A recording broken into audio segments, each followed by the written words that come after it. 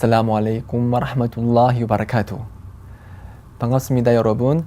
이번 강의를 통해서는 제7장 경제활동에 대해서 알아보도록 하겠습니다. 이 책, 즉 새내기 무슬림을 위한 지침서가 가지고 있는 독특한 장점 중에 하나는 기존 서적에서 다루고 있지 않은 이러한 경제활동, 그리고 의복, 그리고 가족생활 등등 기존 출판에서는 다루고 있지 않은 이런 부분까지도 다루고 있다는 사실인데요. 자, 경제활동에 대해서 저희가 알아보는 시간을 갖도록 하겠습니다. 경제활동에 관한 기본적인 원칙은 모든 경제활동은 허락된다는 것입니다. 즉, 이제 사고, 팔고 이러한 경제활동은 기본적으로 허락이 되지만 이슬람에서 금지하고 있는 이제 독특한 여러 그 경제 활동들이 있습니다. 그런 경제 활동에 대해서 지금부터 알아보도록 할 텐데요. 페이지 173페이지 리바라고 있습니다. 리바는 아랍어로 그 언어적 뜻은 증가분이란 뜻입니다. 그래서 원금 이외의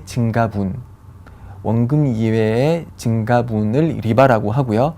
그런 리바는 한국어로 이제 이자라고 번역이 될 수가 있습니다. 그래서 보통 리바를 보통 번역을 할 때 고리대금 이렇게 번역을 하는데 그런 번역은 정확한 번역은 아닙니다. 왜냐하면 고리라는 게 뭐예요? 높은 이자율의 그런 그 대금을 그러니까 높은 이자율을 가진 이자를 말하는데 여기서 말하는 리바는 그 연체율, 그런 이자율이 1%든지 2%든지 3%든지 100%든지 그런 퍼센트지가 중요한 게 아니고, 그렇기 때문에 저리대금이든 고리대금이든 리바는 리바다. 그래서 리바는 이자라고 번역을 해야 되고요. 이자라고 이해를 하시면 되겠습니다. 그래서 이 이자라는 것은 예를 들어서 제가 철수에게 100만 원을 빌려줬어요. 그렇죠? 100만 원을 빌려주면서 1년 후에 110만 원으로 갚어. 이렇게 했을 때 이 증가된 10만 원이 있죠. 이 증가된 10만 원은 이자인 거죠. 그렇기 때문에 저희는 이러한 거래를 해서는 안 됩니다. 무슬림은 리바를 항상 피해야 됩니다. 또 다른 형태로는 예를 들어서 철수에게 100만 원을 빌려주면서 한 달 후에 갚으면은 곱하기 10%에서 나에게 돌려주고 6개월 후에 갚으면은 곱하기 20%에서 나한테 돌려줘. 이런 식으로 연체이자나 대출이자를 받거나 아니면 주거나 받는 행위들이 이슬람에서는 허락이 되지 않습니다. 그래서 이 이자, 리바라는 개념, 원금에 대한 증가분이라는 개념은 명칭이 달라진다고 해서 그 규정이 바뀌는 것은 아닙니다. 예를 들어서 이제 신용카드 있죠. 신용카드에 보면은 이제 그 약관에 보면은 연체수수료라고 있습니다. 연체수수료. 이름은 연체수수료지만은 그 실상은 리바입니다.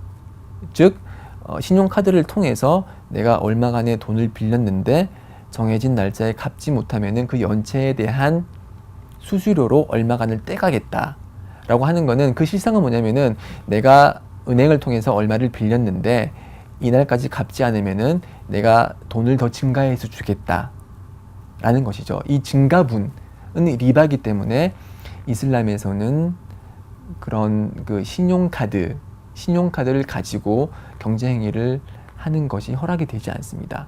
물론 우리 이제 그 일반 소비자로서 신용카드를 사용하지 못하면은 여러 불편한 점이 있지만, 지금 현재 이제 그 체크카드가 있기 때문에 체크카드는 이런 그 대출 서비스가 없기 때문에 정해진 그 금액만을 그 잔고에서 그러니까 잔고에 있는 돈만을 빼서 사용하기 때문에 이런 체크카드를 사용하는 것이 이슬람적이고 신용카드를 사용하는 것은 허락이 되지 않습니다.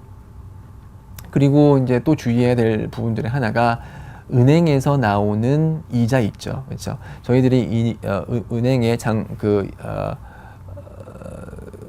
은행에서 이제 돈을 맡기면은 그 돈에 관해서 뭐 매달 몇 %씩 이제 이자가 나오는데 그런 이자는 무슬림들은 받아서는 안 돼요. 그게 기본 원칙입니다. 그래서 가능하다면은 은행 측에 설명을 해서 이자를 받지 않는 그런 예금 상품을 선택을 해야 되고요. 그게 힘들 경우는 은행에서 주는 그런 이자는 따로 계산을 해서 저희가 인출을 할 때 돈을 받지 않아야 되죠. 그렇게 함으로써 저희는 이자를 피해야 됩니다.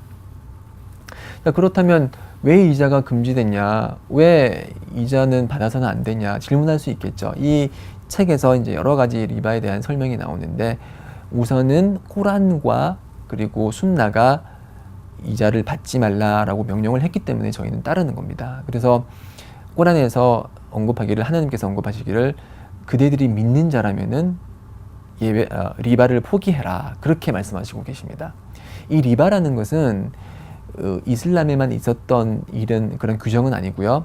리바 금지는 그 이전에 유대인들에게도 적용됐던 상황입니다. 그래서 유대인들에게도 이자가 금지됐지만 그들은 지금 어떻죠? 금융업을 통해서 이제 돈을 버는 그런 사람들로 인식이 될 정도로 리바에 대해서 아주 적극적으로 거래를 하고 있지만 이슬람은 그리고 이슬람을 믿는 무슬림은 리바를 택하지 않습니다. 리바를 취하지 않습니다.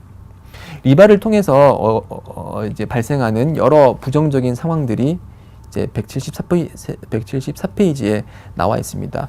부의 불균형, 경제계층 간의 편차 심화, 사치가 만연하고 이제 그 경제가 붕괴될 수 있는 원인 중에 하나로도 지목이 되고 있죠.